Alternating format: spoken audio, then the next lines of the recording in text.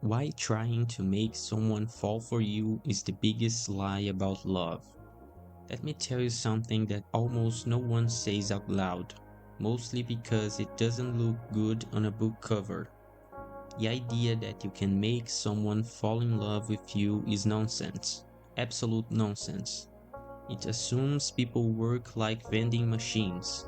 Press the right buttons, insert the correct behavior, and affection pops up on schedule. That mindset isn't confidence, it's ego. And honestly, it's a little unsettling. You don't control attraction. You never did. Trying to follow a checklist to trigger someone's emotions is like trying to negotiate with a cat while you are asleep. You can try, but nothing about that situation is under your command. And if we are being honest for a second, this whole make them fall for you obsession isn't really about love anyway. It's about not wanting to feel awful by yourself. What you are actually chasing is reassurance. You want someone to look at your strange hobbies, your money worries, your overthinking, your weird fears, and quietly say, yeah, this is acceptable. Pop culture completely scrambled our expectations. It sells love as a highlight reel. Perfect timing, perfect chemistry, someone who completes you like a missing puzzle piece. That story sounds nice, but it's deeply misleading. No one completes you. You are already a whole person. Maybe a messy one, maybe unfinished in places, but still whole. What you are really looking for isn't your other half. It's someone who can tolerate your less impressive sides without needing you to perform. That's where the real shift happens. Connection doesn't grow from what you do, it grows from what you allow to be seen. Think about the people who genuinely stuck with you. Was it because they looked flawless or had their life perfectly organized? Maybe that mattered for a few minutes, but the moment that actually created a bond came from somewhere much quieter. It came when the act dropped. I remember a date years ago with someone who looked like her life had been professionally curated. Everything she said sounded correct. The right opinions, the right places, the right tastes. I was bored out of my mind. It felt like taking to a polished brochure. Then she accidentally spilled wine all over an expensive white shirt. She froze, took a breath, and laughed. She said she hated that shirt anyway. Her boss gave it to her, and she only wore it to look like she had good taste.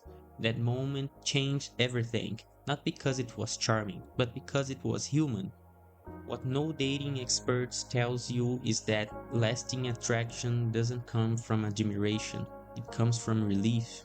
The relief of realizing the other person also feels lost sometimes, also doubts themselves, also doesn't fully understand what they are doing with their life. Love doesn't start with fireworks. It starts with the quiet internal reaction. Oh, you too. It begins when you realize you don't have to keep pretending for a few minutes. Once that happens, everything else unfolds on its own. That's the real trick. If we even want to call it that. Not being impressive, being knowable. And that's exactly how no one wants to sell it. Because being knowable requires the courage to show the parts you usually hide, the awkward ones, the unfinished ones. Most people would rather buy another guide full of techniques than risk being seen as they actually are. Stop asking what they like, ask what shaped them. Let's talk about curiosity, the fake kind and the kind that actually builds something. Most people are terrible at getting to know someone. Not because they don't ask questions, but because they ask the safest, most useless ones possible. What's your favorite color? Beach or mountains? What was the last movie you watched? Come on, are you trying to understand a human being or filling out a form for a census bureau? That's not curiosity, that's data collection. It's the social equivalent of reading the ingredient label on a box just to check if it might cause an allergic reaction. Oh, they look like the same music I do. Cool, next. We spend an absurd amount of time mapping surface level preferences and calling it connection. Congratulations, you both enjoy pizza and the same TV shows. You've just discovered you share tastes with most people who have Wi-Fi. That's not personality, that's a streaming algorithm. We do this because it's comfortable. Talking about what you like is performance. It's showing your curated playlist, your favorite spot, your polished version. It's just an extension of that carefully edited resume people call an Instagram profile. But if you want something real to happen, you have to change the direction of your curiosity. The curiosity that actually creates a bond, one that survives discomfort. The curiosity that actually creates a bond, one that survives discomfort, is the kind that isn't afraid of pain. I'm not that interested in what's going well in your life. Tell me what didn't work. Tell me about the relationship that ended without closure. Tell me about the parent who was always too busy. Tell me about the love that came mixed with control, expectations, or silence. That's intimacy. Now, obviously, you don't open a first date by asking someone to list their childhood wounds. You are not a therapist hunting for clients. This isn't about interrogation, it's about attention. Someone casually says, I didn't really have many friends back then. Most people rush to fix it, or redirect it, or turn it into their own story. The better response is much simpler. Really? What was that like? Then you stay there. You are signaling that you are not afraid of the uncomfortable rooms in someone else's inner house. You don't need to clean it up. You don't need to solve anything. You just sit in the dark for a moment and acknowledge it. Yeah, this place feels heavy. That's what being known actually looks like. You can align with someone who shares your interests, but you connect deeply only with someone who understands and can tolerate your struggles. Real romance doesn't begin with dramatic gestures. It begins when someone notices your scars, visible or not, and doesn't rush you past them. Everything else is just a job interview with better lighting. Why showing your mess is the best dating filter you will ever have. The first date is a terrible invention, right up there with robocalls and overpriced fitness cults. Why? Because it turns two people into actors competing to appear functional for as long as possible. You sit there slightly nervous, monitoring every word, hoping you don't accidentally reveal something that makes you sound unstable, while silently reviewing this resume sitting across the table. You hide the fact that your favorite band peaked in the late 90s. You don't mention the weird collection in your apartment that's worth more than your car. You pretend your ideal diet isn't coffee, bread, and survival instincts. You edit, and you edit because being known is risky. To be known is to be seen, and being seen always carries the possibility of rejection. Oh, that's what you are into? That's odd. Next. And this is where one of the strangest paradoxes of attraction shows up. The most magnetic people are not the flawless ones. Perfect people are either painfully boring or deeply unsettling. There's no middle ground. The people who draw others in are the ones who quietly give permission to stop pretending. They don't announce it. They don't post essays about self-acceptance. They don't perform vulnerability like it's a brand strategy. They let it slip. It's the person at a fancy dinner who casually admits they spent yesterday eating junk food alone in the kitchen and spiraling emotionally. Something shifts in that moment. Not because they were brave in a dramatic way, but because they were real. They just raised a flag that says, "This is my level of weird. What's yours?" And that right there is the best filter you will ever find. If you share something slightly embarrassing, maybe you still mess up basic tasks or have an irrational opinion about animals, and the other person reacts with judgment, that's great news. You just saved yourself months of pretending. You don't want someone who needs your polished version. You want someone who can handle the raw file. Creating space for weirdness is about building a neutral zone where people don't instantly moralize each other's mistakes. When someone reacts to failure with curiosity instead of condemnation, that's a massive green light. It means you can admit you are scared. that you are overwhelmed, that you are unsure, that you think certain universally loved things are widely overrated, and nothing collapses. Stop trying to be normal. Normal is the lowest possible standard. It's unseasoned rice. Your oddities are not a liability, they are leverage. This isn't about turning yourself into a walking spectacle. It's about having the courage to stop over-editing your most awkward and human traits. Letting people see that you are a bit broken isn't weakness, it's an invitation, and it's the only one that actually matters. Why basic kindness became the sexiest skill of our time. I wish that was an exaggeration. It's not. We are used to code behavior, vanishing acts, self centered dating habits, and people treating each other like disposable delivery items that basic decency now feels shocking. Someone replies to messages. They ask how your day was, and actually wait for the answer. Your brain short circuits. Wow, incredible. Must be true love. It's embarrassing, but that's where we are. Kindness sounds boring, outdated, like advice your grandmother would give you. No one advertises kindness. People want to sound exciting, dangerous, impressive, ironic. They list hobbies, statues, edge. And look, those things help with attraction. They get attention, they open doors. But for real connection, they are useless. Because deep down, everyone knows the same uncomfortable truth. We are all walking bundles of unresolved issues, and we are brutally aware of it. You don't need anyone else to criticize you. You already do that job full time.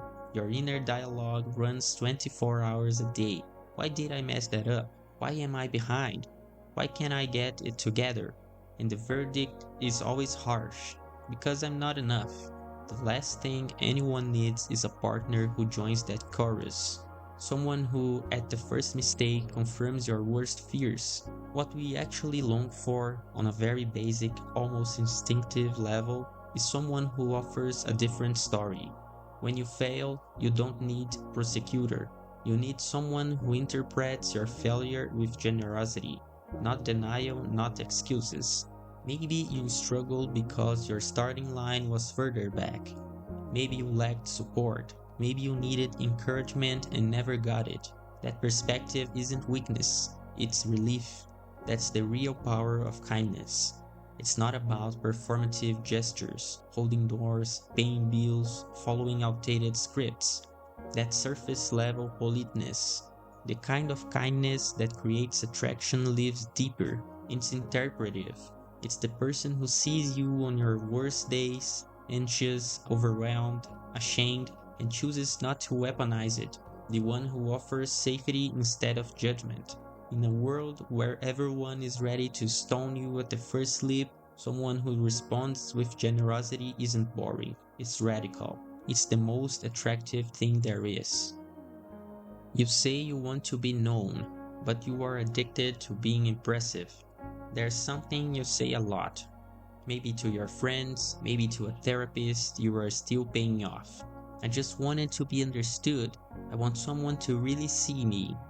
And when you say it, it sounds sincere, almost poetic. Now watch what happens next. You spend the next 23 hours doing the exact opposite. You agonize over the right photo, the one with better angles, tighter jawline, softer lighting, the laugh that looks spontaneous taken during a trip you secretly hated. You tweak your bio until you suggest intelligence, success, depth, humility, adventure, but not too much. Approachable but impressive. Then you go on a date and lead with you your new role at work, your strong opinions, that book you never finished but love referencing. What you are building isn't authenticity, it's a billboard. You are not trying to be known, you are trying to be admired, and the gap between those things is enormous. Being admired is simple. You polish, you edit, you highlight the wins, you curate reality. It's all about trophies and public-facing confidence. It's your social media self. Being known is the opposite. It lives backstage. It includes your fear of falling behind. The quiet envy you feel toward a coworker, the fact that you barely cook and survive on frozen meals, your doubts, your insecurities, your mess. Remember what we talked about earlier? This is where that paradox kicks in. You spend months selling a flawless product, clean, successful, put together. Someone finally buys into that image. And once the deal is sealed, you turn around and say, "Great, now come back here and love this chaotic storage room I actually live in." That's a trap. You lure someone in with the promise of a palace, then feel offended when they don't want to move into a damp basement. Why do we do this? Fear. Fear that if we show the basement first, no one will even knock. Fear that our weirdness is too much, that our flaws are disqualifying. But the result of this performance is a very specific kind of hell, shared loneliness. You are with someone, but you feel completely alone, because the person next to you isn't in love with you. They are attached to your marketing department. Now you have two jobs: maintaining the image, which is exhausting, and carrying the anxiety that if the mask slips, everything might disappear with it. You can't chase being admired and being known for the same reasons at the same time. You have to choose. Do you want applause for your avatar, or the uncertain chance that someone looks at your real mess and says, "Yeah, mine's not much better. Sit down, let's have a coffee." That's the trade, and it's the only one that leads anywhere real. The game was never about attraction, it was being about seen. Let's flip the whole thing. This was never about making someone fall in love with you. It was about having the courage to be seen. And if you made in this far, still hoping for a secret formula, shortcut, some clever sequence of moves, then you miss the point entirely. There are no steps, no cheat codes. That engineer mindset, the idea that love is a logic problem you can solve with the right system, is exactly why this keeps failing. You are treating human connection like flat-pack furniture. Insert complement A into slot B. Typhon with carefully measured vulnerability. That's not how it works. The game isn't about chasing, it's about exposure. We spend our lives hiding, behind job titles, behind style, humor, behind rehearsed stories. We build these emotional fortresses and then yell from inside them, "Why doesn't anyone love me?" Maybe because no one can actually see you. The real work, and I hate calling it that, isn't learning techniques to win someone over. It's dismantling your own defenses. It's standing in open ground and saying, "This is me." It's showing the strange collection you usually keep hidden. It's admitting the family stuff that still affects you. It's dropping the act of being normal and accepting that you are just as odd as everyone else. And yes, you will be rejected. That's not a risk, that's the point.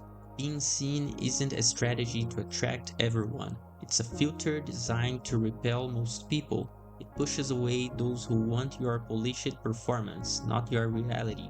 You don't make the right person fall in love. You show up honestly. The wrong people leave, and the person who stays, or the least wrong one, looks at your mess, compare it into their own, and thinks, "I can live with this specific kind of chaos." Those core qualities we talked about, real curiosity, openness, space for weirdness, generosity, aren't tools you use on someone else. They are traits you develop so you can tolerate being seen, and standards you look for in someone who earns access to you. Love isn't a conquest, it's residual. It's what's left when two people finally stop lying to each other and to themselves at the same time. So forget the steps. There's only one move, and it's the hardest one. Stop trying to do something. Just be, and let yourself be seen. Most people would rather avoid that forever. As always, the choice is yours.